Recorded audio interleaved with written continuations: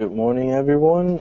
We will begin the session. Welcome to the Global Dialogue Young Entrepreneurs as Drivers of Sustainable Growth. My name is Jose Glautier, and I'm a program officer for the Young America's Business Trust. And together with the World Bank Group and the IFC, we are organizing this preparatory process for a flagship event on youth to take place on the annual meetings of the World Bank and IMF in Lima, Peru. Your moderator is Bernard Songo. He's an international development professional with 10 years of experience in multifaceted East, Central, and West Africa on project management, economic reconstruction, community development, urban development, and governance. Fully bilingual in English and French, he takes a deep interest in complex challenges faced by governments and international organizations in finding new and creative solutions to address social, economic, and political issues in emerging countries. He is currently working on launching a social entrepreneurship venture in agriculture in Burkina Faso, his home country. Bernard holds an MA in urban planning from the University of Paris and an MA in international affairs from the Fletcher School of Law and Diplomacy.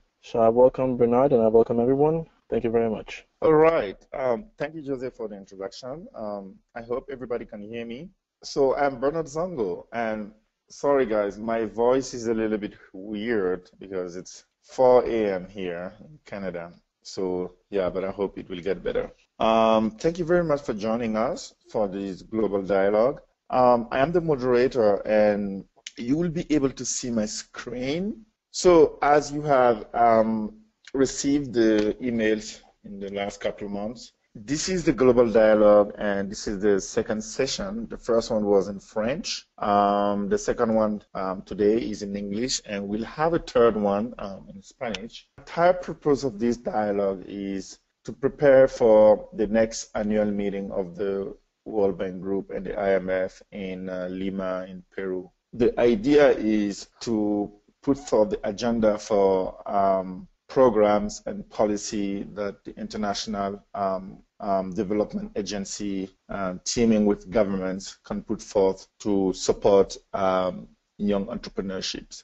So in Lima, there will be a flagship event in October 8th, and the entire purpose of the 3 dialogues is to feed the high panel that we'll have in Lima on October 8th. For today's dialogue, we have received registration almost 44 countries, 10 in Africa, 14 in Africa, 10 in the Caribbean and America, 6 in Asia, and 4 from Europe. Many people are not here yet, but we believe they will join us as we go. Remember, you will still have the possibility to go online, submit ideas to the Young American Business Trust. The dialogue is just the beginning. We can still continue to discuss and exchange online on the WABT website. So I do have to apologize if you register newly and you don't see your country on screen. This is the countries where people register from as of yesterday. So before we get started with the questions, let me just ask you to comply with some basic rules. Number 1, as you know, we'll have only 3 questions to talk about. Number 2 is that because of the time limit, we'll spend between 25 to 30 minutes per question. As you can see on my screen, if you want to intervene, you can raise your hand. Let me just show you where to do that. You see the mouse, where the mouse is? There's a hand. If you want to intervene, just click on that, and I will see your name on top on my screen, so I can open your mic and you can speak.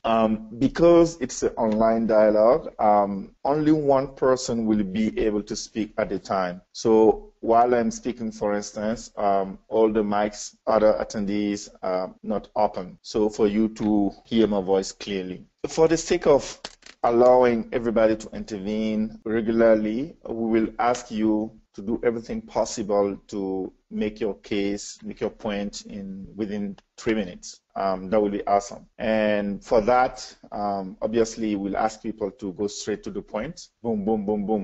And we move forward. Remember, you can still ask questions while we're having the dialogue. If you want to chat, you can just type your question and send it. I will be able to see it, and the WABT team will see it, and we can feed your questions in the dialogue. Is everything all right? If you don't have a question, we'll get started with the first one.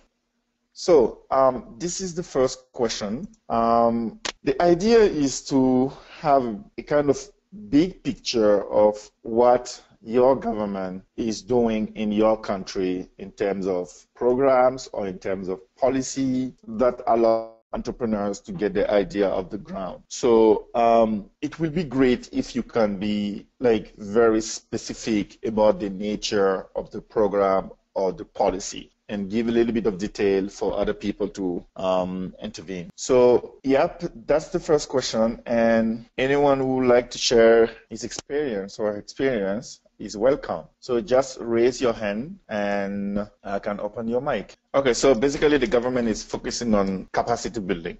Let's go back with Rebecca. Rebecca, can you hear me? Yes, I can. Can you hear me? Yes. Hello, everyone.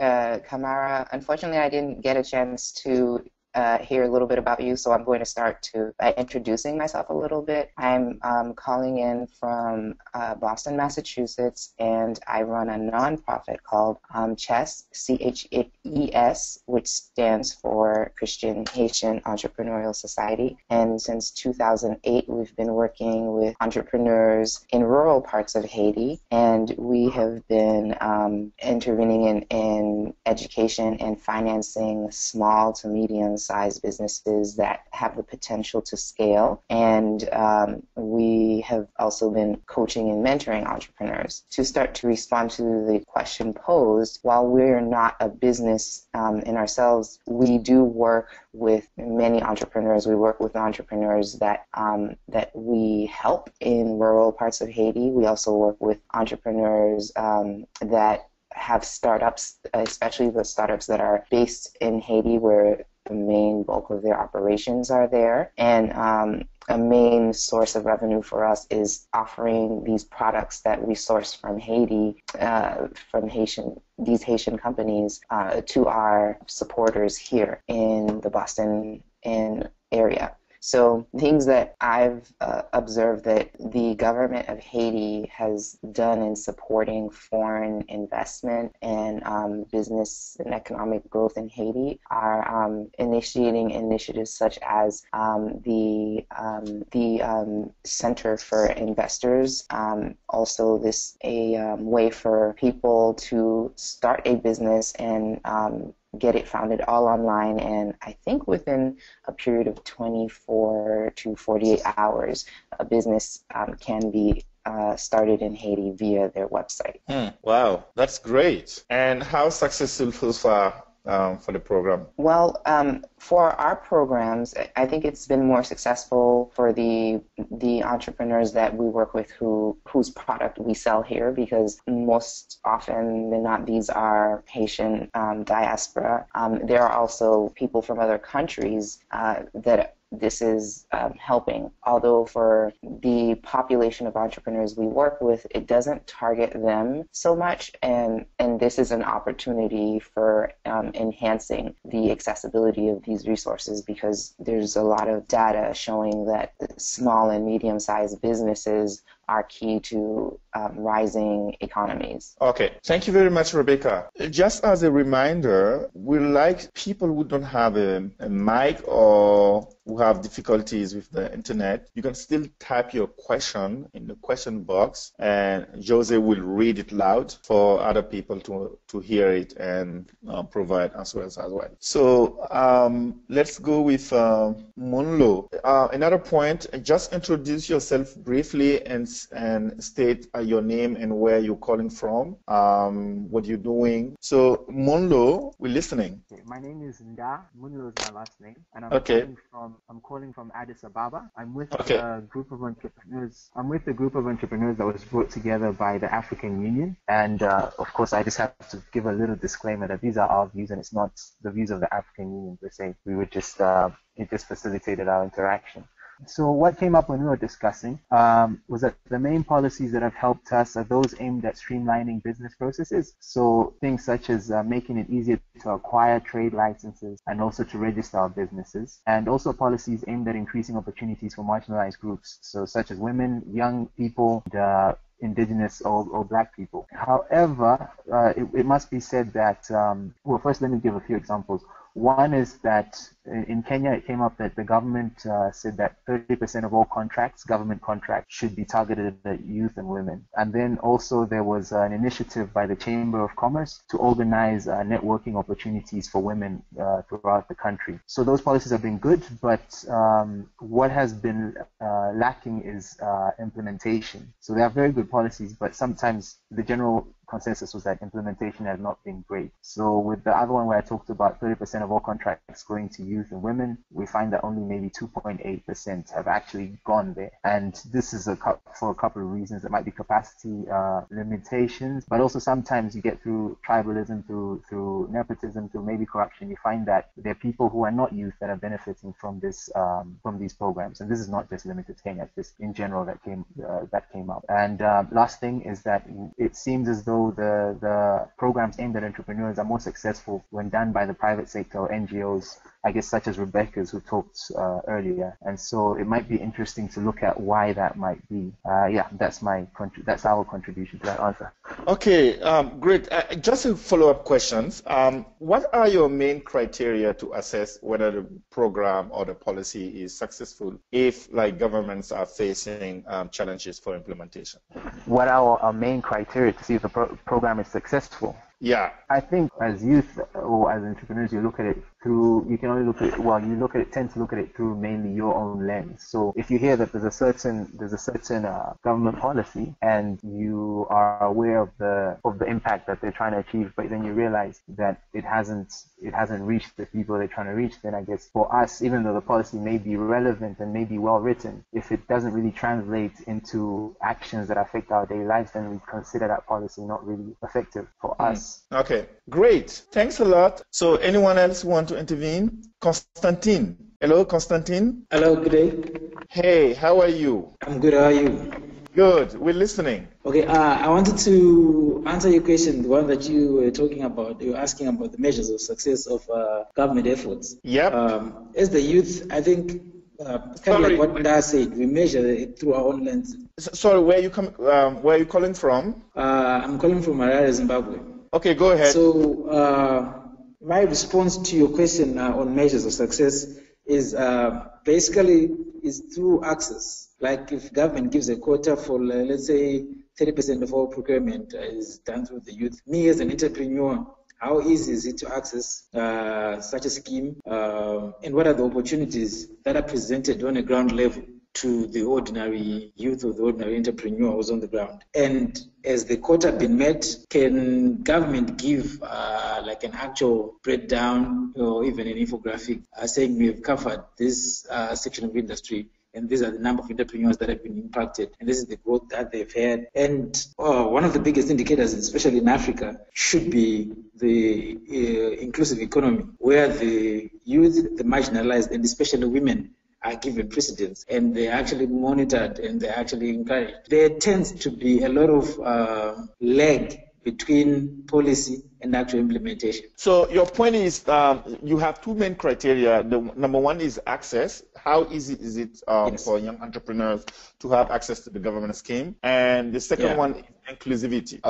Is the program or the policy targeting marginalized and vulnerable groups, right? But sometimes also is that as Monlo stated it, sometimes the problem is for young entrepreneurs, despite the government good intentions and programs out there, how to overcome the challenge of corruption and politicizing of the fundings. Have you had those kind of constraints in Zimbabwe? That's quite true. And I think it's not just a Zimbabwean problem. I think it's an African problem where you've got leadership that is quite advanced. I think that's the politically correct term. Advanced in age.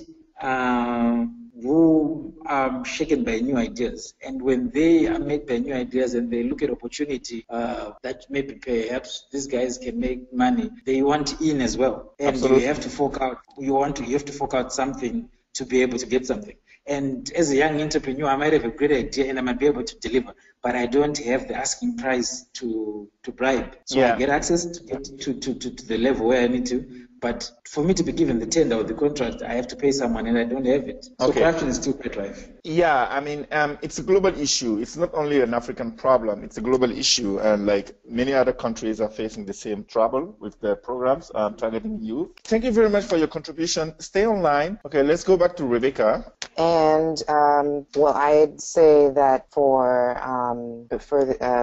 the point that was made on, well, not the point, but the question that you asked, how do you measure success? For me, when I look at success, I want to see the reports, but most importantly, I want to see that when I get on the ground in Haiti, that there is some visible change.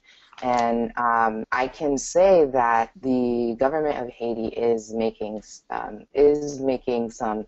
positive change, and you see it in the infrastructure, the roads being built, more even public solar lighting, all these things that help attract people to businesses. And I've also had a chance to personally work with some of the ministers of in certain areas of Haiti, and I know that their passion and their love for the country, and while there is corruption, which also came up, a lack of diversity as far as age goes in the government, but I've seen in Haiti that there's a little bit of variance in the age range, which is different than it's been in the past, and I've seen the positive changes for attracting tourism, for example, and the programs that the Ministry of Tourism has put in place, and the festivals that have been attracting the diaspora community,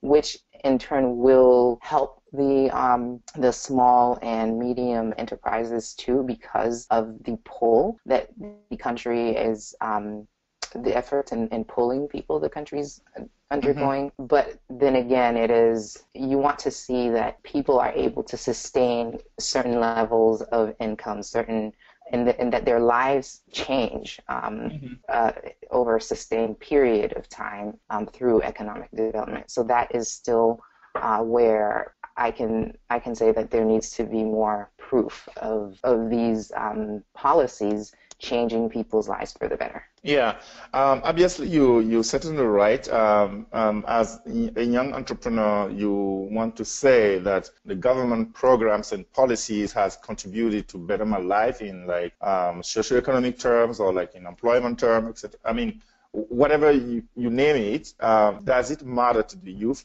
Does it bring a change about the daily life of the youth? I do believe that's a great criteria to measure success. One other problem I saw in some countries is that those kind of policies and government programs, sometimes they lack a clear objective. For instance, like the government will have a program to support young entrepreneurs, but trying to accomplish so many objectives at the same time. This is somehow very difficult to accomplish.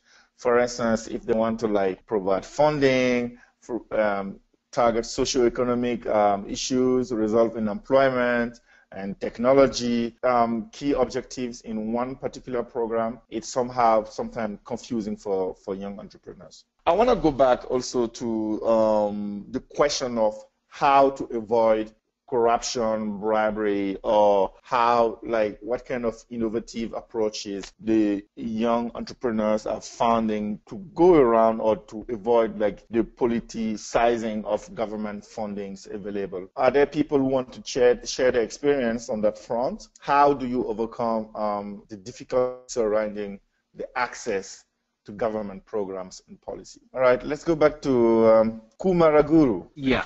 Can you hear me, Bernard? Yes. Bernard, it's regarding your question. Basically, it's the knowledge spread. That's the theme of your question, how even though the policies are there and programs are there, how people access, that's your discussion point.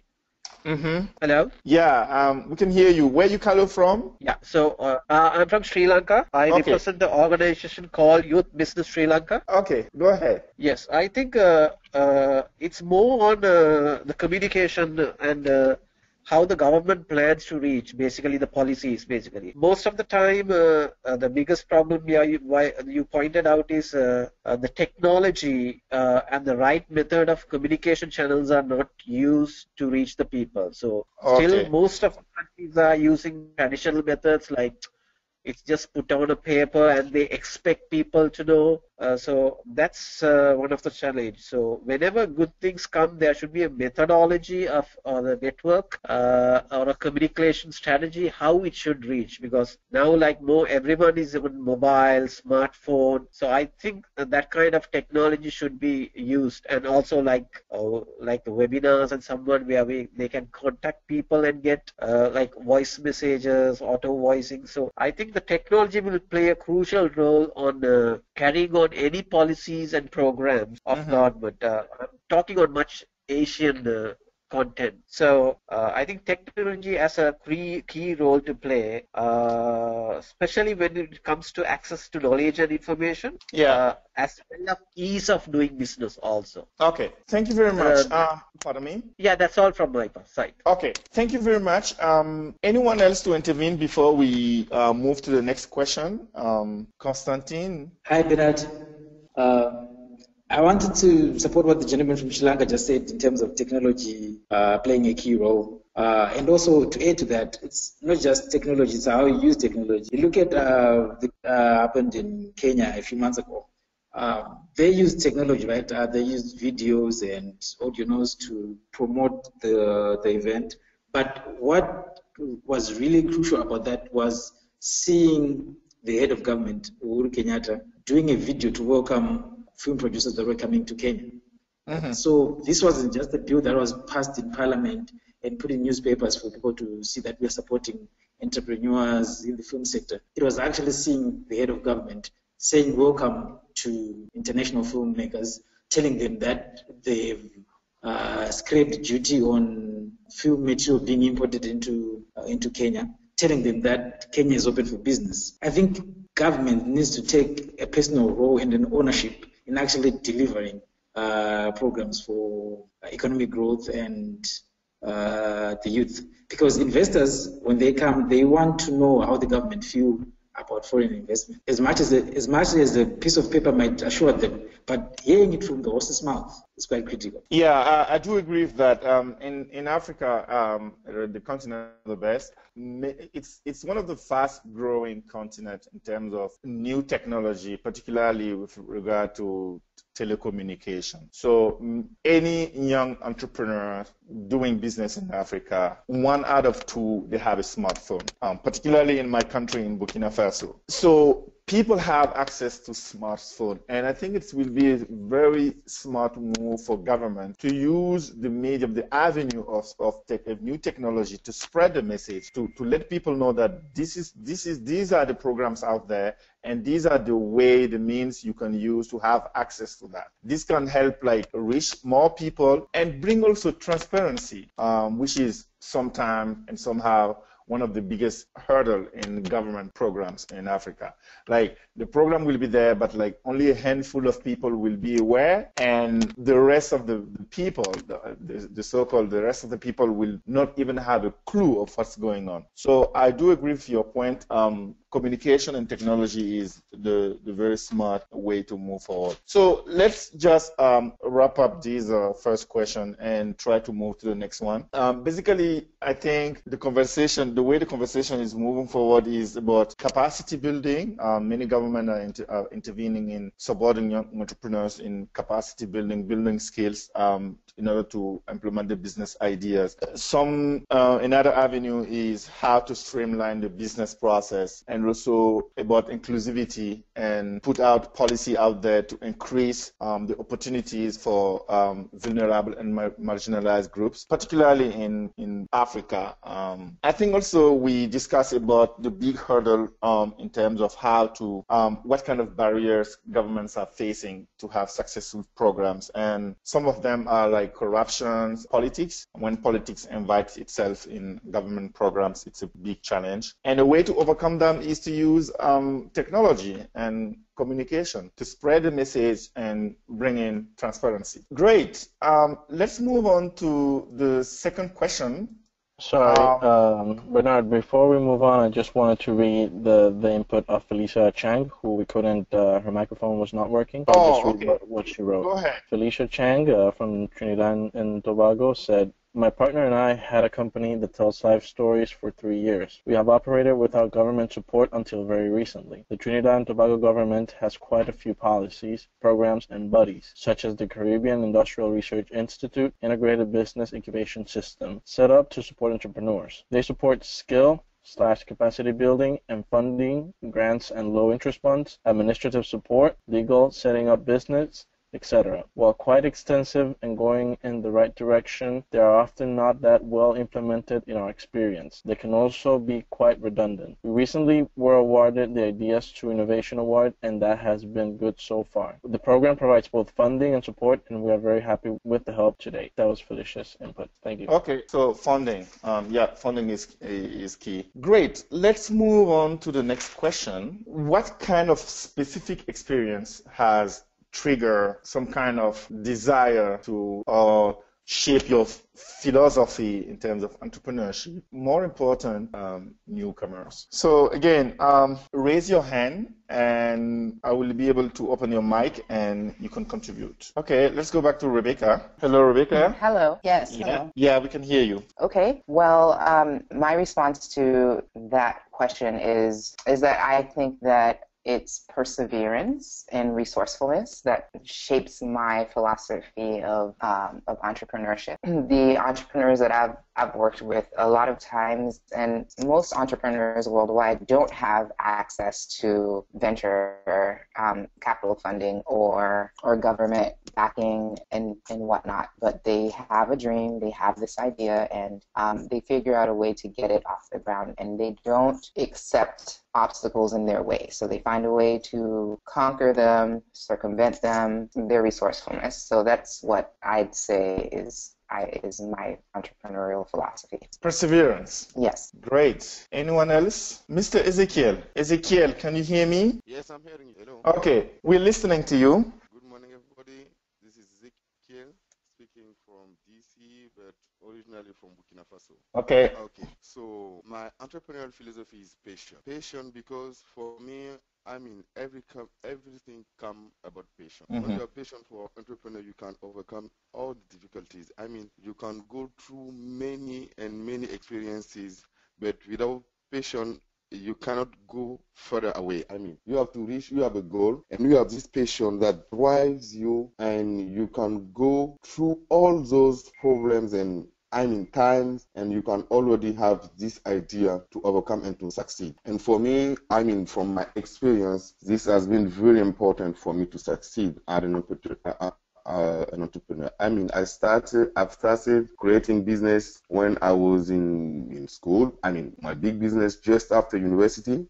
3 years after, I was in many troubles, so I went back and worked for somebody else as an employee for 3 years. And after, I came back with my idea, with other ideas of entrepreneurship, and finally I make it. So for me, this passion is really important. Whether you have support from government or not, support from your family or not, support from your friends or not, if you really want to be an entrepreneur, you can overcome everything and you can make it. So my philosophy is patient. Whatever you are doing, patient to have an idea. I mean, to find a solution in the world. When you can see a problem, finding a solution and saving people with that solution. Thank you very much. People. Okay, thank you very much, Ezekiel. I do believe patience and perseverance, as Rebecca was saying, goes hand in hand. Because sometimes, like, we want to start a business and we have this great idea and, like, we want to have success, like, next month. Sorry, that's not possible.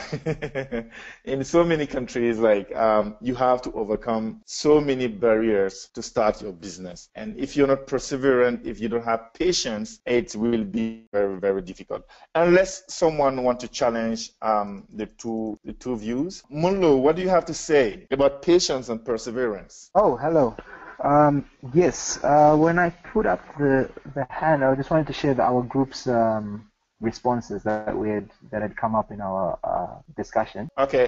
Patience and perseverance did come up, but it was a bit. We added a little bit. We said that we would advise fellow entrepreneurs to be more realistic and cautious with their financial expectations, particularly not abandoning their jobs right away, and also trying to avoid debt financing, because sometimes your hopes can be, or what you anticipate may not be realistic. So try to be cautious in that area, and also would say also encourage them to build networks of like-minded people, because those are the people that can help you find solutions when you're stuck, and they can also help motivate you to keep going when you're worn out and disappointed that you're not as rich as you thought you would be, or you haven't done as much as you wanted. And lastly, really quickly, what has shaped our entrepreneurial philosophy has been a desire for financial freedom, yes, but also our perceived responsibility to and ability to contribute towards the advancement of our society. I think overall, all of us felt that entrepreneurship is a way that we can help improve our society, and in finding great solutions, we can also reach some economic benefits too. We don't see the two as being contradictory. We think they're quite well aligned. Thank you. Yeah, I mean, you made a very good point. How to be, like, realistic in terms of expectation, particularly for funding. And I do believe, like, the keywords that is coming from the first question to the second one is funding. Like, many young entrepreneurs, they face very big, like, a big mountain of hurdles to have access to funding. So let me challenge you a little bit on that. Let's pretend I'm a banker and you guys are the entrepreneurs. Why will I loan money to someone without a track record of successful business experience? Why will I give it my money? Because obviously I see potential risk for the young entrepreneur not to pay me back. Why will I give you money to start your business? Anyone to challenge me on that point? Let's give the floor to Dale. Dale, can you hear me? Yes, can you hear me? Yes. How are you? Fine. Let me just introduce myself. My name is Dale Trotman. I am the CEO of a health tech company in Barbados called MedRegis. We're looking to bring electronic solutions to ambulatory care facilities here in Barbados and throughout the region. As it relates to the question of what experiences have shaped my entrepreneurial philosophy, well, I'm currently a solo founder, so I'm just the only founder within MedRegis.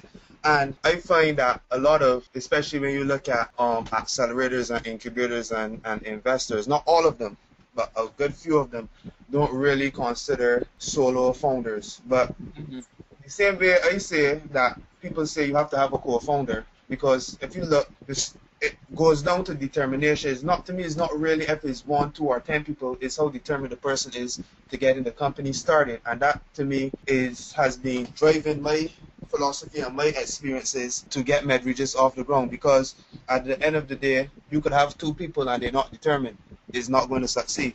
You could have 1 person that's determined and it can succeed. Same way also, we put emphasis on having teams. I'm not saying that you should not have a team, but the same way we put emphasis on having 2 people. The same way you can have 2 people, those 2 people could also end up failing. So why is it that 2 people, that we put so much emphasis on having 2 people for success, when in many cases, when you look at the accelerators and incubators states, a lot of these teams fail? Why can't a single person succeed? Or we put that same emphasis, and there's a lot of examples throughout the world of solo founders, even in technology, that have started companies that have evolved into leading companies. Because at the end of the day, it's about your idea, application, and determination. Whether it's 1 or 2 people, because you might find 1 person doing more. You might find a solo co-founder putting in as much work as if he had another person, because he's determined to get the job done, to get out to his customers, to get out to his clients. So I don't think put too much judgment based on how much people are in the team, where we should be looking at the determination of the individual. And not only that, the traction that they have succeeded with so far in getting their venture off the ground and getting to customers and so on. Okay. Thank you very much. I mean, I hear you correctly. For you, like partnership is not always the right way to go as in terms of like starting a business. You can have a failing partnership, and you can have solo people who have like the drive to like get their idea started and like running, keep going. So determination is very important. But I still come back to my question. Like Rebecca and Ezekiel talk about perseverance and patience, right? And we all know that one of the biggest problems for young entrepreneurs is access to finance. So why will banks give the money to young entrepreneurs who sometimes lacks the experience to back the claim for money, to back the loan demands? So do you have like ideas of how young entrepreneurs should go to like overcome those kind of challenges? I do want someone to intervene on that front. Let's see. Rebecca? Yes.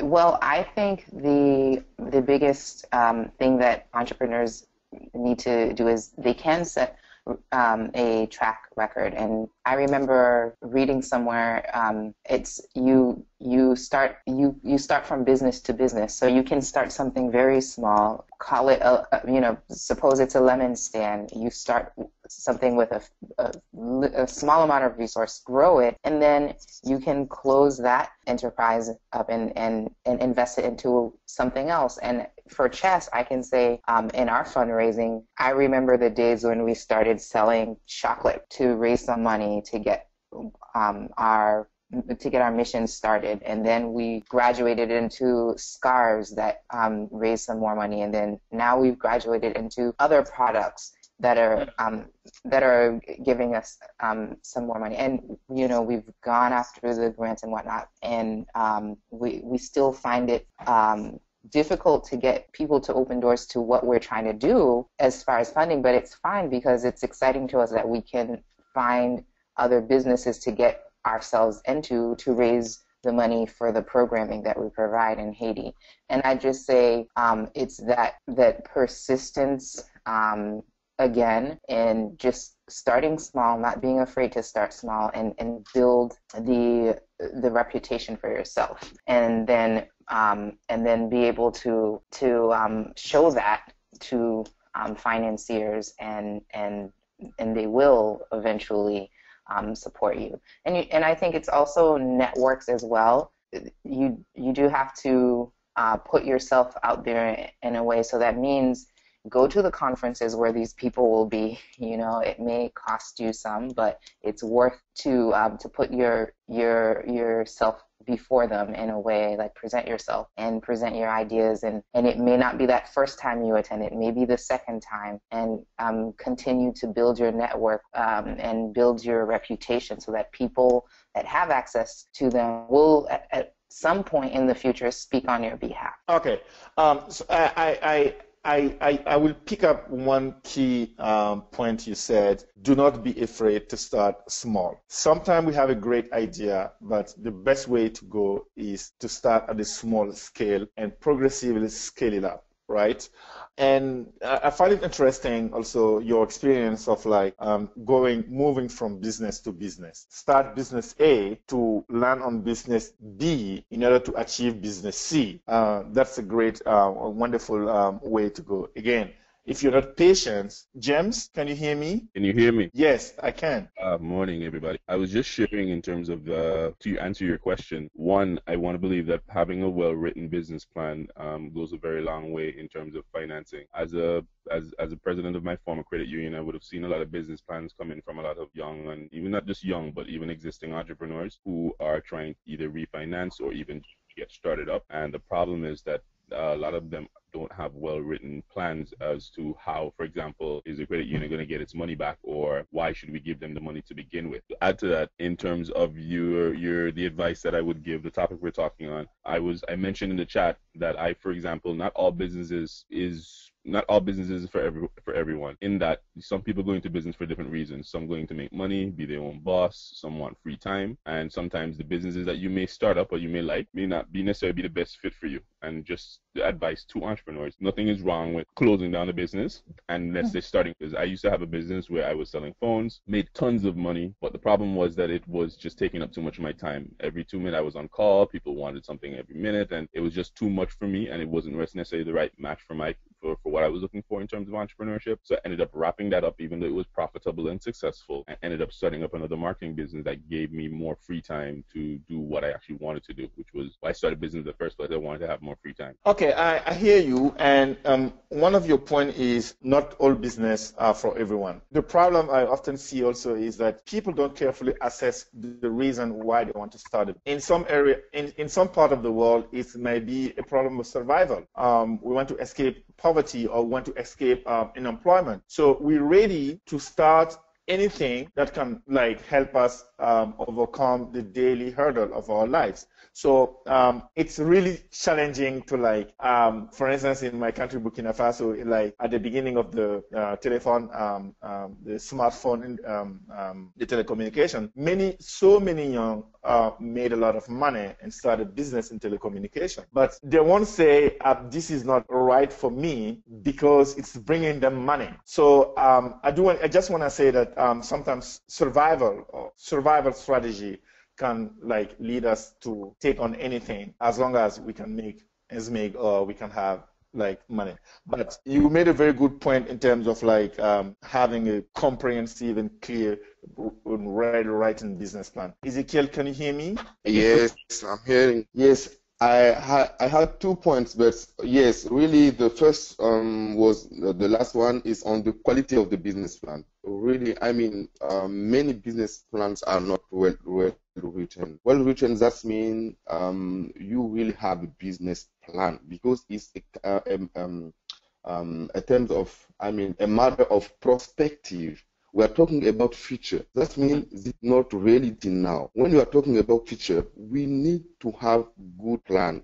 Good plans come from your records, what have been done before, and what do you have right now, on what do you count, and you can have perspective. That means you really assess the market, you assess yourself, and you assess, the demand and the coming demand, the future future demand.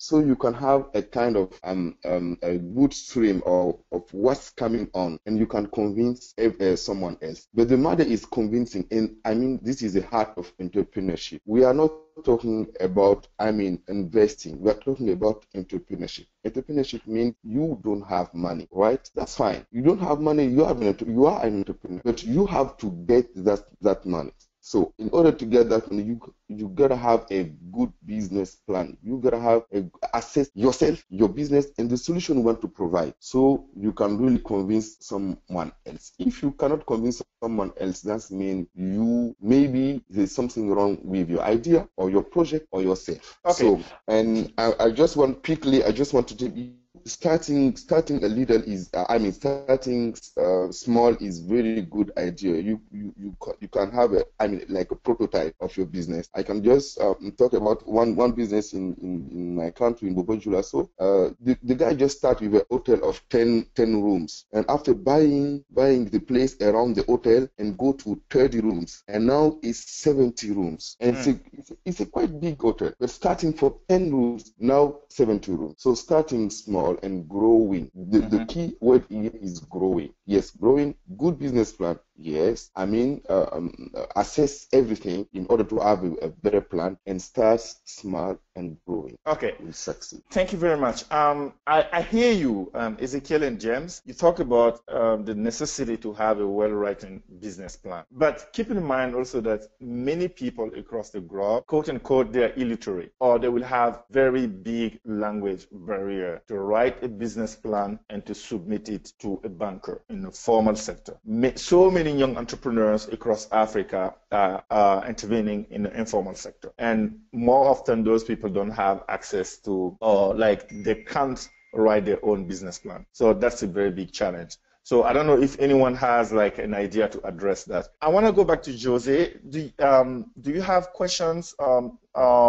Some question to read out? Yes. For people I want to read some comments on the questions tab. We have some people that their microphones are not working, so they've written down their contributions, and I would like to read something that Felicia Chang wrote. She's from Trinidad and Tobago, and she says, "Key advice I would give is to be prepared to work very hard. I think that often entrepreneurship can be very romanticized, especially recently. A lot of what we do takes determination and hard work. I agree totally with the previous responses of perseverance, resourcefulness, This is extremely important to find creative solutions, a determination to do good through business. I think you also have to have humility and a deep thirst for knowledge. Be very willing to learn and to surround yourself with like-minded people. Be very long-sighted and choose your alliances and mentors wisely." Also, Jeffrey Mullet, he says, regarding something you said, Bernard, he says, "I see what you mean, Bernard, and yes, I do think it's possible to leverage finance for startups that are not yet running. Kiva has built a model for startups to acquire financing and using peer-to-peer reviews as the security. Banks can use this model and open POC to even help startups to scale." Thank you. Thank you very much, Jose. Anyone else to get back to the second question? Mary Joki. Yes. Should I go ahead? Yes, please. Okay. Sure. My name is Mary Njoki. I'm calling from Kenya. I run a company called Glasshouse PR Limited, and I am a young entrepreneur at the age of 26. I like what was shared before, that you start small and grow bigger. I started my company with $60, and what I think we should do, especially probably in Africa, we should just, I don't think the money is a bigger issue. I think it's just taking advantage of the resources that we have. Somebody had given me a laptop, so what I did is I used my laptop, bought a modem that could give me data bandwidth, with the dollars. And I had some knowledge in IT, so I created a free website, using the free templates available online. I went to social media and I started marketing my business and the services that I offer. So I think the bigger issue is not the finances. The bigger issue is taking advantage of the resources that are around us. And I started the business at the age of 23. 3 years later, of course, I have to reinvent. I have to keep being relevant and looking around and seeing the trends in the sector that I am in. So I believe it's of course good to be patient, to be resilient, to be tenacious, especially as an entrepreneur, but take advantage of the resources available. I think internet and technology is easier for us, especially in this generation or in this time, easier for an entrepreneur to grow their businesses taking advantage of the internet. Okay. Let me ask you this question. Let's pretend the president of Kenya calls you tomorrow. Yes. To ask for 3 main advice. You can provide 3 main advice for young entrepreneurs in Kenya to be successful. What will you say? I think number 1 is you should take advantage of the resources available, because we have internet and which is available at a cheap to use internet. Number 2, we should be resilient, tenacious, and make sure we keep reinventing ourselves. For us to remain relevant as an entrepreneur, you have to keep reinventing yourself. Number 3 is just to create systems and products that will go beyond our generation. We still talk about 24, we still talk about those people. We need to have such a mind that we are solution giver, and we give a solution that will outlive us. Okay. Start small, think big, and grow fast. Okay, great. Thank you very much. Wow. She started her business with $60. To go back to Rebecca's point and Ezekiel and so many, don't be ashamed or afraid to start small and then scale up and grow, keep growing, and reinvent yourself to remain relevant. Anyone else to provide us with some advice? Let's go to Munlo. Munlo, can you hear me? Yes, can you hear me? Yeah, give us 3 main advice you will provide to young entrepreneurs. To young entrepreneurs, okay. Yes. I have to apologize a little bit, because when I put up my hand, I was putting it up for that question you asked about the banks. Okay, go ahead. Sorry. The reason I wanted to talk to that was because I'd worked a little bit on a consultancy where we were looking at access to financing for rural and groups, and actually there are a lot of parallels drawn in that, because I feel as though the reason a bank would want to do that is because small businesses are driving a lot of African economy, and so I think there is an incentive for them there. But I also think that in order to take advantage of the opportunity that exists there, they have to be more innovative in their delivery. So for example, a lot of them will talk about collateral, or they don't have collateral and things like that. But some of the solutions that have come up for rural financing are money alternatives, where you don't necessarily have to give someone money to help their business. You can help them purchase machinery, or you can find alternatives to just giving money. Another thing, another technique that's been used is grouping.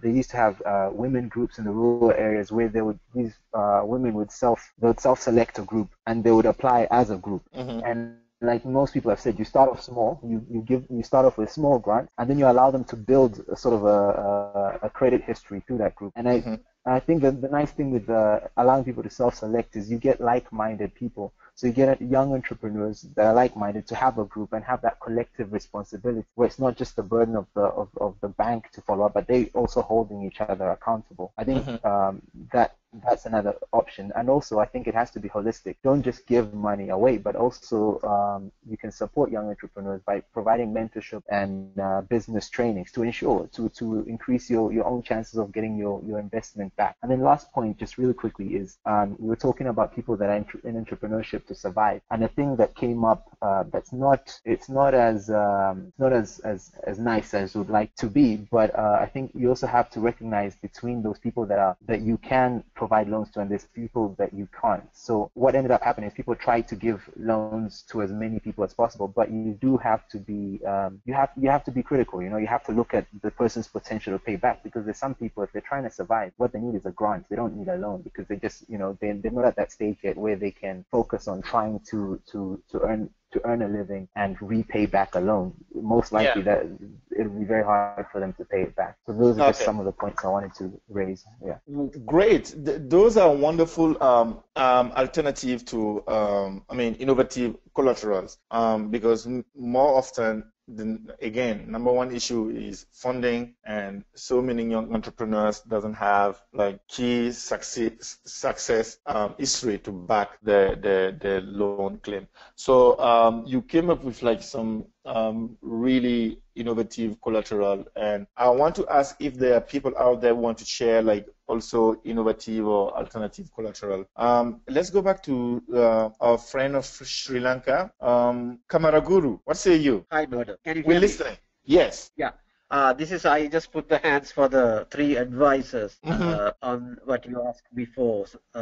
What the three advice you can give it to the government or for the entrepreneurs. Yeah. Actually, one is here everyone talk about the initial stages of growing and everything, but there's a point entrepreneur face something called a growth wall. I think everyone, it's a technical term, but basically an entrepreneur has to turn into a sort of a manager or a CEO, because when he starts, he's the marketer, he's the manager, he's the supply chain guy, he's the innovator and everything. So there's a time he has to step back and look and puts proper resource people to manage his business. So that is something all the entrepreneurs should look at when they are growing, when they are establishing themselves. And I think the second thing is looking for their right mentors, because I feel even though you're unique and you're driven by passion, there is a point you always look for experts' advice or someone to motivate you, or someone who has already been in the business to show the way. So finding the right mentor is something very crucial. Okay. And I think the third and the final is the ability to bounce back. I think people pointed it out. You may face failures, but the ability and the power to bounce back into your thing is quite important. That is, I think, a entrepreneur, even if he starts as well as if he also in the process of growing. So because failures would be very common in entrepreneurship. So these three are the advice like I would like to give for the entrepreneurs. Okay, I think we touch a nail of the point in terms of the ability to bounce back. And I do want to second Felicia, who was like explaining that nowadays entrepreneurship somehow is romanticized. People present entrepreneurship like suddenly the magic bullet to overcome unemployment, develop countries, etc., etc., etc. We have to be realistic, and let's face it, somehow we will have to deal with failure. One example I used to give to people is like there is no other country like in the United States, in terms of like entrepreneurs, ideas, new idea, etc., etc. But more often, the media, mass media, and like even in business school, they will put forth the case of people who have succeeded, right? But behind every success, there are tons of failures. So we really need to like be realistic and keep on going, keep on trying. So I do believe you made a very good point in the ability to bounce back and try again. Never give up. Let's give the floor to Dujon. Can you hear me? Yes, can you hear me? Yeah, I can hear you. Can you hear me? Yes, I can. Okay, go ahead. Yes, I actually wanted to just respond to the question you gave about the banks. Okay. When banks should invest in a young entrepreneur who doesn't seem to have too much experience. Please do. What I think the world is lacking, and we could look to the United States as a model for that, is a strong venture capital organization or venture capital in general. Because in Silicon Valley and these other areas, you have persons who come up with genius ideas but don't necessarily have money. Mm-hmm. And I mean, there is a facility in place to invest in these businesses. Look at Facebook and all these other companies. I mean, there are people who have come up with equally successful or equally great companies in the Caribbean or in Africa, but don't have the facility. So I think that banks should allot at least $1 million to $2 million just for venture capital. So, I mean, hey, we might lose this money investing in 20 entrepreneurs, but at least one at a time. It's like planting seeds. One of these entrepreneurs is going to be successful, and thereby we could then create a revolving fund. So every successful entrepreneur then puts money back into that fund. So I believe that we should nurture venture capital and basically nurture entrepreneurship. I mean, we're encouraging people to go into it, but there's no system of support. Yeah. So that's my contribution. Yeah, thank you very much. Basically what you're saying is like banks should be willing to like take big risks, right? Try to find out like a pool of entrepreneurs and pour money on them, and at least 1, 2, 3 will succeed, and hopefully the reward will cover the losses of the other one. Right. Okay. Thank you very much. Jose, do you have some comments or contribution to read out loud? Yes, we have the contribution of Prosper Dutonyekumana, and he or she writes, among experiences that shaped our beneficiaries' entrepreneurial philosophy, I can say, not being discouraged by failures, just the fact that to any business venture undertaken will not always run like you plan in your business plan means that you have to be patient and perseverant till you reach your goals. That was really good. And also we had an input from Felicia Chang, who wanted to give her input also on the banker's question, and she says, you have to be creative and support yourself in other ways in the beginning, e.g. self-funding, trading resources such as skills with others to get the job done, to create a concept that can prove your idea is viable, enter contests persistently, and she also says that you have to do something to create some sort of track record or vote of confidence. Even if it's small, be clear about your growth strategy and show how you are making steps towards that. Your references and professional reputation are very important and can help with getting funding, especially in countries that are still developing that have non-linear systems and higher levels of literacy. Okay. Thank you very much, Jose. I think we're gonna wrap up this the contribution of this second question and move on to the last one. Basically, my takeaway is that people should, number one, start small. Okay, start small and scale up your business expansion. Start small. Don't be afraid to start small. And as Mary pointed out, she gave an example. She started with $60 and she kept reinventing her business to remain relevant. But second point is to be resilient, patient, and keep persevering, keep trying, because obviously we'll face a lot of hurdles, a lot of barriers, but this should not deter us from dreaming. Let's keep trying, because we will meet some big hurdle, but this is not the end of the day. We should keep trying. And the third point is funding. How to come up with innovative ideas to have access to funding. The main point for me is to start with, to take advantage of what is in our environment, take advantage of the available resources around you. Number two is to come up with alternative or innovative collaterals to demonstrate to banks that your idea worth trying or investing. And as James explained, we need a well-written business plan to demonstrate that we will be able to pay back the money. So well-written business plan, good quality business plan can also help convince. And finally, banks also should try out the venture capitalist experiment in the United States. So great. Let's move on to the last question. And this one will be, pretty easy, right?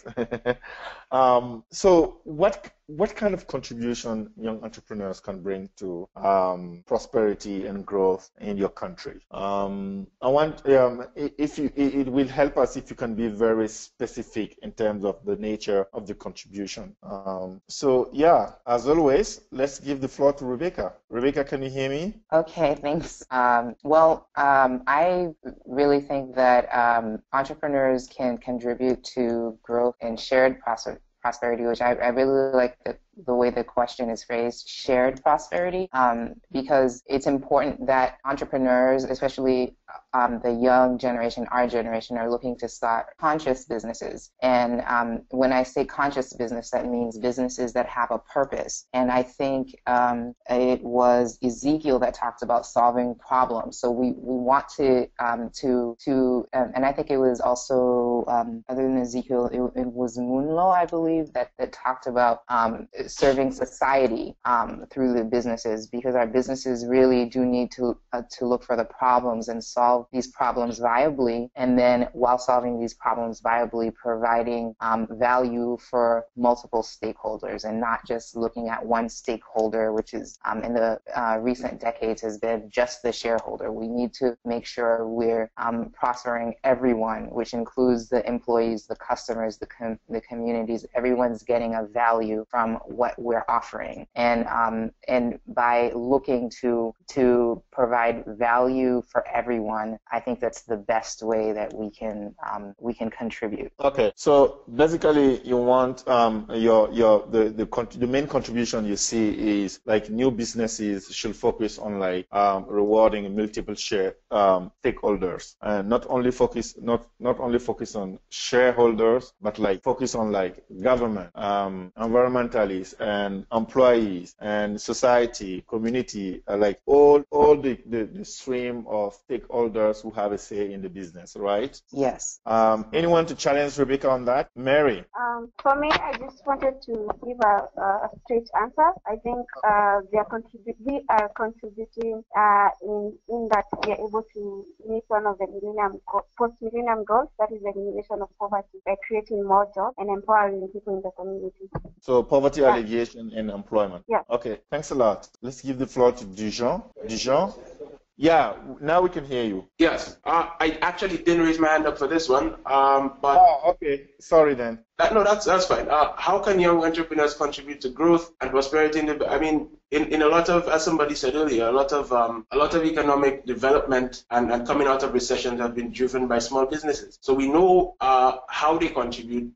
I think the question should have been, how can we help them contribute? Because everybody can contribute in terms of entrepreneurship and innovation. Like I said, the issue is access to finance.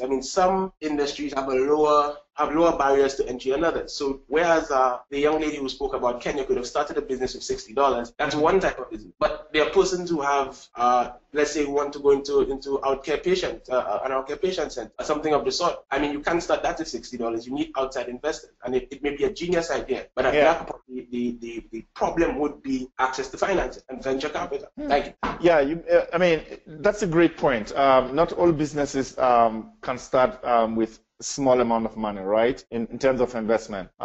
Depending on the nature of business, you may need to have access to big capital to get started, right? So your point is we should ask how to help young entrepreneurs to create value and growth, right? Okay. Yes, that's correct. Thanks a lot. Let's give the floor to Elisa James. James, can you hear me? I can hear you. Can you hear me? Okay, go ahead. To answer the question, how can young entrepreneurs contribute? I believe just by even starting business is the way to go. The thing about it, the big challenge that we have, both in the Caribbean, even in my home country, and across the world, is the fact that you have a lot of persons, young people, leaving school. You pretty much have an imbalance where you have more employees than entrepreneurs. So there's not enough jobs to be able to give everybody or get everybody employed. So I think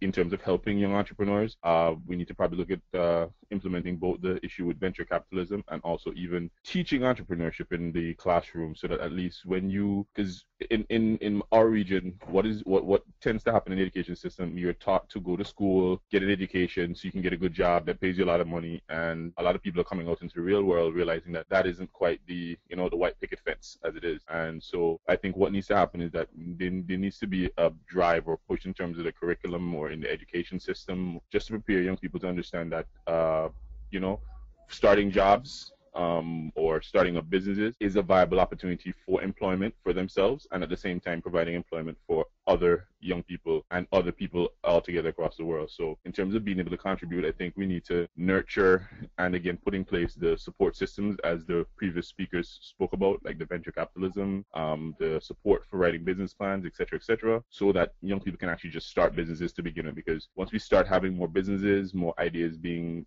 pushed forward, financed, then we can start seeing a change in terms of the prosperity and even the employment around the world with young people altogether. Okay, thanks a lot, James. I think you made a very good point in terms of the problem of education. More often in our countries, the education system is designed for people who will look for jobs.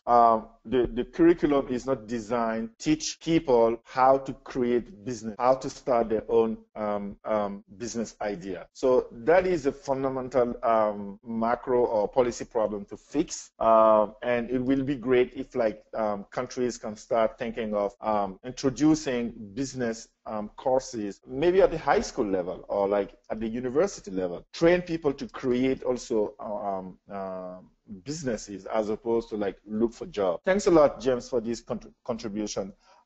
Let's give the floor to Anwar. Can you hear me?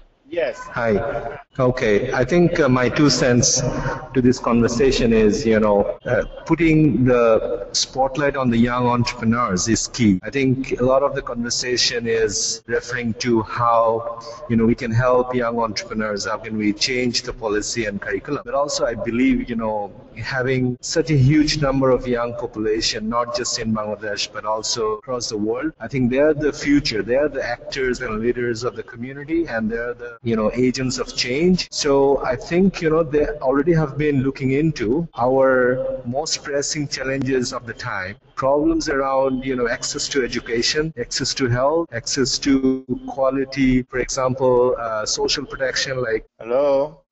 We lost him. Okay, hopefully he will be able to come back. Anwar, we have a problem with your mic.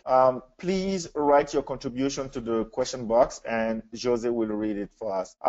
Let's go back to Sri Lanka. Kamaraguru, can you hear us? Yeah. Yes. My point here is what are the determinators of when we are saying growth and shared prosperity? So it can be defined on each country's context or continental wise and everything. But my point which I try to stress here is young entrepreneurs have a huge responsibility with all the problems created before them by their seniors or anything. So I am much concerned on how ethical are young entrepreneurs, because ethical entrepreneurship is very crucial for all the countries nowadays. So they have to take notice of everything: environment, the carbon print, human rights, everything. So it's not just growing a business nowadays. It has gone more than just making money or or profits or just development in prosperity terms. I mean financial, more on ethics and values now it has come. So I think young entrepreneurs should contribute their energy and their prosperity on the future of a good world, like being example for their next generation, as well as like cleaning up also sometimes the mess created by their pioneers. So entrepreneurship has to take a new turn on ethics. So that's my point of view on this. Let me challenge you on that point with Rebecca as well. If I'm a young entrepreneur in my country, and again we talk about the various reasons why people start a business, and one of them is the burden of trying to survive, trying to I'm facing like, for instance, if someone doesn't have a job and want to start a business, or someone like having like economic or financial issues and want to start a business. Do you believe that people in that circumstance will have time or the willingness to like be ethical and like solve all the problems of the world, as opposed to like focus on what kind of business can bring them money right now, today, tomorrow? I think they should and they will have, because they are the people who have suffered by all the unethical practices in the world. That's why they are facing poverty, corruption, or everything. So I think they are the people should have a much ethical approach than a guy with all the facilities and everything. Why I am saying is because I work in a country where we are straight away coming out of a conflict. So I have experienced these entrepreneurs who are there, they don't have the next meal, are much more ethical sometimes than a guy who's working in the capital, who's only looking on profits sometimes. So from my personal experience, they are ethical, and the survival is not losing your values, no. So in the end of the day, survival is you believe in something special in you. So that's why you want to live. It's not fulfilling someone else's need. It's fulfilling your need, and it's something. Okay, if you survive, you are going to contribute something, or you're going to do something either to your immediate family, or for the society, or for the nation. So I think we should also, there's like mentors or elders should also put that seeds in these young entrepreneurs. My takeaway from what you just said is survival doesn't mean lose your value. I think this is a powerful message that we should take across the world.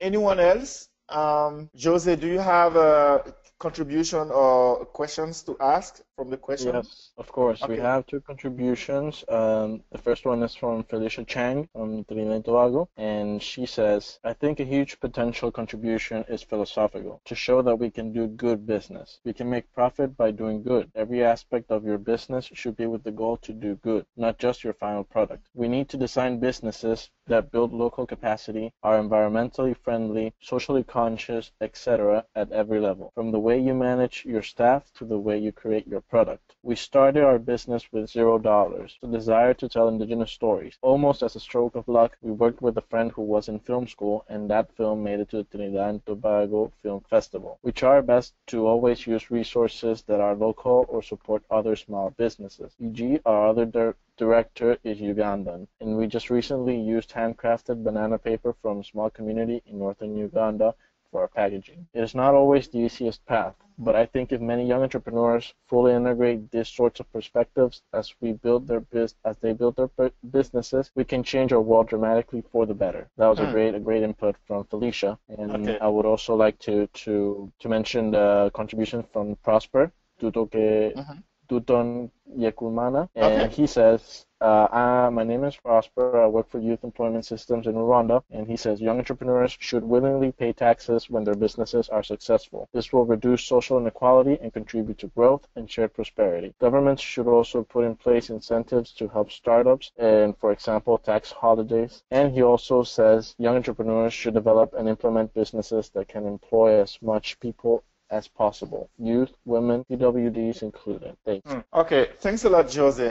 Talking about taxes, I just want to share a little experience in my home country, Burkina Faso. We did a study, local economic study in like key cities across the country. And what we found out is that small businesses, people working in the informal sector, very small businesses, they're paying more taxes compared to big formal businesses. That was amazing. Like if you take a city like the city of Bobo Dioulasso, this biggest city in the country, half of the revenue of the city comes from small businesses. That's incredible. So to the point of our friend of Rwanda, like small businesses, one of the way they contribute to like prosperity and growth is by paying taxes. Government don't always acknowledge that, but it's worth mentioning. Okay, let's go back to the discussion, the question. Yeah, I do want someone to challenge me on that. We're talking about ethical business. Start something that is ethical. And again, when you have the pressure of starting a business to succeed, when you have a pressure or like when you don't have money and you want to launch your business idea, do you have time to pay attention to philosophical thinking like Felicia of Trinidad just mentioned, or our friend from Sri Lanka just said, have an ethical approach? Do you believe that we can, there's a way to conciliate the two competing interests? I mean, if they're competing. Someone to like, Rebecca, will you challenge me on that? Yes, I do. Thank you for giving me the opportunity to talk about this. This summer, Chess was in Haiti, and we hosted a training session for women entrepreneurs with varied literacy levels, and they are the micro business owners, and we talked about conscious business approach and looking at all of the stakeholders. And these women were able to quickly identify who their stakeholders are, their varied stakeholders, the people that can impact their businesses and the people that they in turn impact, and tangibly identify, well, how can in my little venture right now I can provide more value for them. And there's research that proves that by providing value, by finding ways to benefit these different stakeholders, you increase your rate of your survival rate, your chances of making more money, of growing your business, and then not only do you increase your chances of growing your business and becoming more successful because you're including everyone in this journey of success, but you also increase the resiliency of the businesses when uncontrollable factors happen, like it could be an economic downturn or it could be a storm. There are stories of businesses that, because their customers and their other stakeholders came to love them so much, they might have, the business might have been at the brink of bankruptcy, but they pooled together money to save the business or whatnot. So that that's a result of running an ethical or conscious business. Yeah, I guess my question is this, Rebecca. Governments are facing more and more challenges to like have big businesses comply with the interests of other stakeholders, as opposed to they're focused only on shareholders' values, but they tend to forget other shareholders, right? So is it fair for government to ask small and young entrepreneurs to have an ethical approach in starting businesses, knowing that they have a lot of issues in terms of having access to finance, et cetera, to start a business, and you have big businesses who have all the money, all the means they want to run their business, but yet governments are facing huge problem to get them be quote-unquote ethical. Do you think it's fair to ask young entrepreneurs to focus on ethical approach? I don't think it's even a question in my mind whether it's fair. I think it's right, and it's what we should be. It shouldn't even be a question. And maybe the question for me is making sure that both, how to ensure that both small and large business alike are being ethical, and that we're rewarding these behaviors. Okay, great. Thanks a lot, Rebecca. I think we're going to take one or two more points before we wrap up all those three questions and try to move on. Anyone to contribute? Let's give the floor to Monlo. Monlo, can you hear me? Yes. Hi. So just on that question, we had answered that young entrepreneurs can contribute to society through continuous self-improvement and commitment to fulfilling their social responsibility. When we talk about self-improvement, we talk about educating yourself and also informing yourself about the issues in society. Because you can't just wait for government to create the right curriculum for you. One good example from my home country, Malawi, is if you Google the boy who harnessed the wind, there's a story about a young Malawian who dropped out of school because his parents couldn't afford to send him there in the rural area, and he kept going to the library, and his family had a problem with electricity, so he researched how to make a windmill, and he actually made a windmill out of old parts, and then after that he got a scholarship and went to study abroad. But now, just talking about this idea of ethics in business is quite interesting, because I was doing a paper on clean business in Africa. And yes, I think initially in the past people used to think of a business as a separate entity from society, saying its only responsibilities to its stakeholders to make money. I think the movement has been that people are recognizing that businesses operate within a society. You can't really separate the two, because who do they employ? And so I think in 2011 there was a paper written on something called Creating Shared Value. And they were saying that the way we look at businesses, in fact, isn't correct, because we look at it as if making money is in contradiction or is opposed to being socially responsible. And they were saying that that's not the case. Even if you look at, let's say, the environment, companies used to look at being environmentally conscious as a burden. But a lot of companies have saved a lot of money by being more environmentally conscious, wasting less.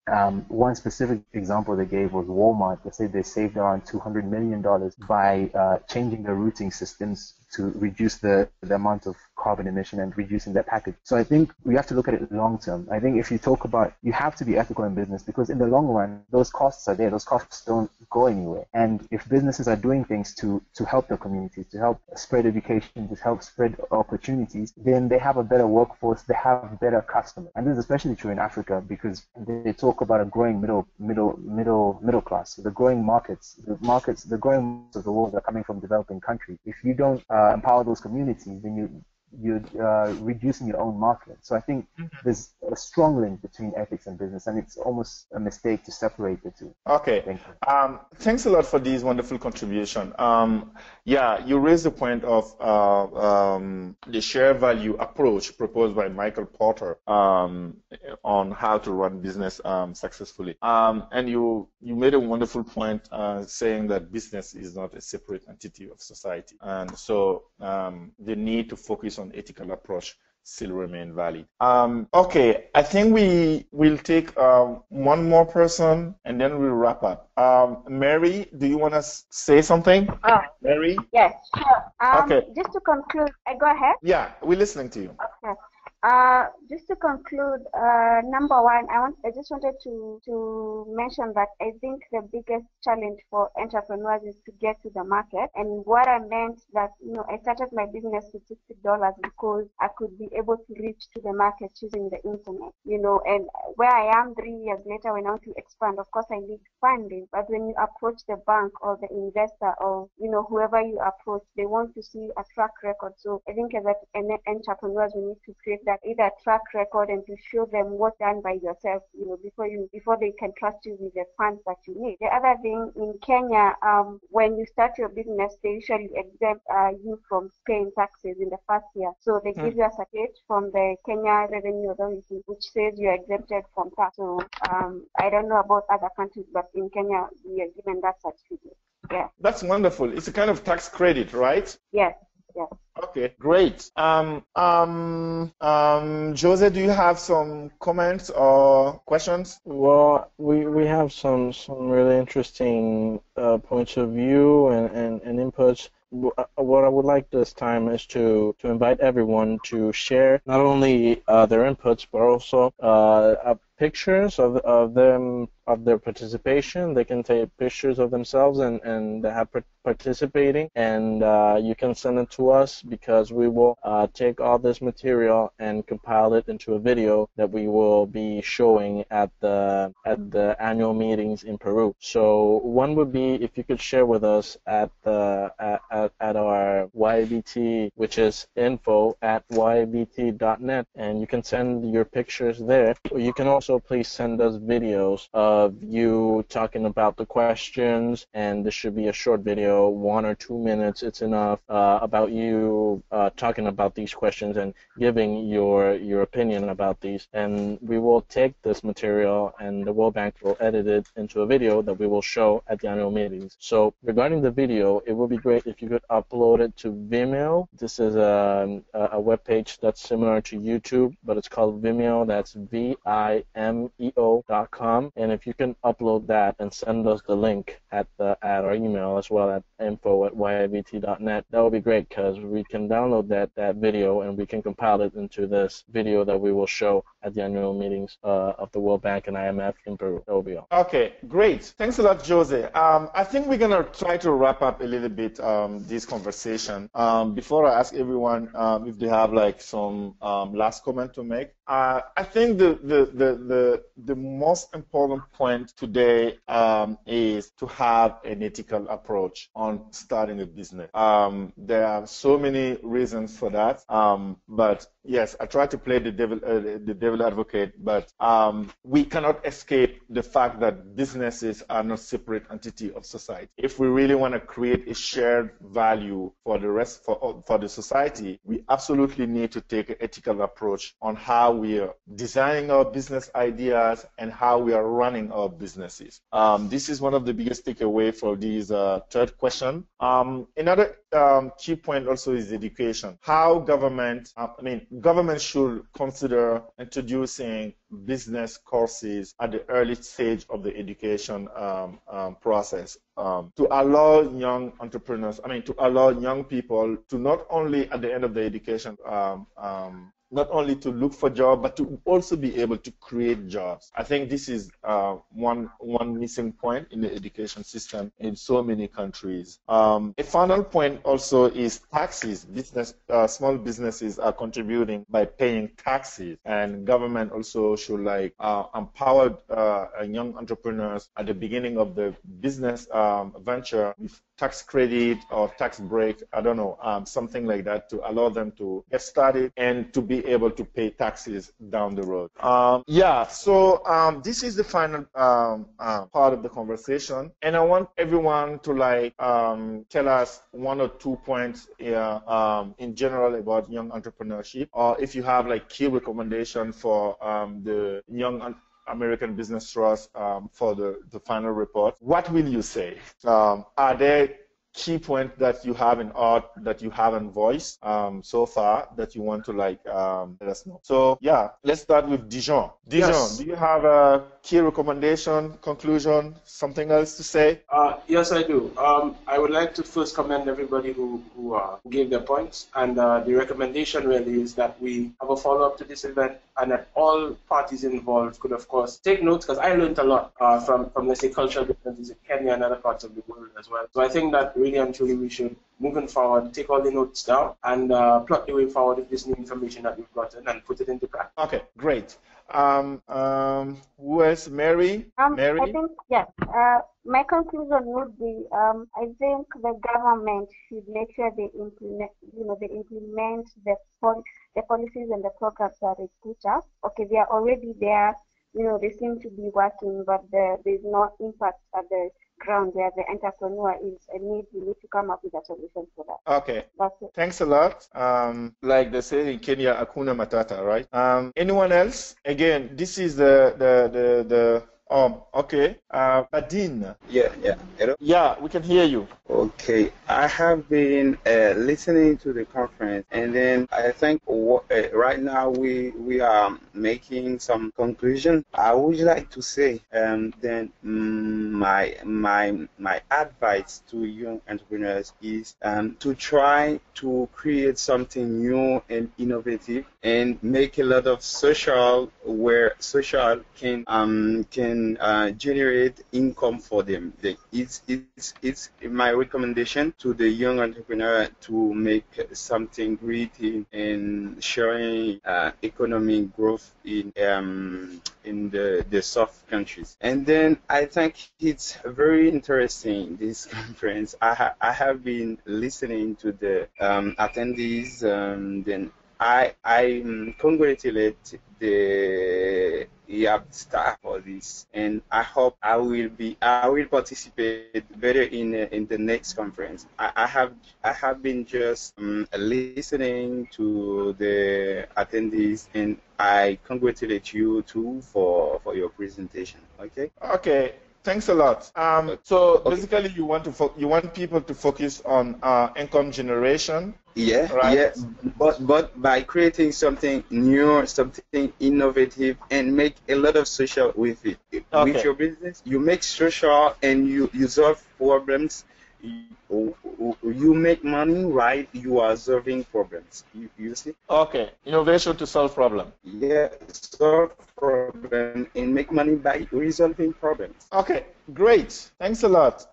Ezekiel, final word. Okay, yes, final words. Okay, I just want to say that in our developing countries, we need models. And because the only success models in our developing countries is politicians. So to be a model, we need to go from entrepreneurship to leadership. And that's why it's very important, the ethical approach, to be a leader, because trust is the foundation of leadership. And a leader will influence. The two measures of leadership is influence, how we can influence. And the best way to influence people is to serve them. So my conclusion is the best way to last is to serve people in the best and the right way, so that you can have a company that will last, you can be a leader, and you can influence the most you can in your generation. Wow. That's a powerful message. I do agree with that. For instance, in the United States, when you're in a business school, in a business class, or even in some programs, they will bring in people in your field who have made a difference. And this is one of the best way to empower people, to drive people. So that's a very good recommendation. If in Africa or in Asia or anywhere else, if we can put the spotlight on people who have succeeded, they can influence young entrepreneurs to do well as well. Thanks a lot. Anyone else before we say goodbye? Okay. I think we have a wonderful contribution, and I do want to thank everybody for your contributions. Jose, do you have one final comment before we say goodbye to anybody? Well, I want to thank everyone for being part of this great dialogue. I want to let you know that we will be uploading this session, and we will share it with you. It will be public in our website, which is www.ybt.net, but we will also send it to you through email. So look forward to that. And once again, just invite you to share with us your videos of you, short videos of you talking about this questions, and also any pictures you can send. Once again, we will compile this and show it at the annual meetings of the World Bank and IMF. Thank you very much, and I would like to also thank you, Bernard, for being such a great moderator. Jose, and thank you, everybody. We will follow up with you with the report. We will do everything possible after the meeting in Lima to disseminate the report with you. So please stay in touch with the WABT website, and you can subscribe to the newsletter, and we will send to you anything related to this conversation. Once again, thank you very much for your contribution, and I wish you good luck and success in your respective countries. And let's keep in touch. Thanks a lot. Have a wonderful day.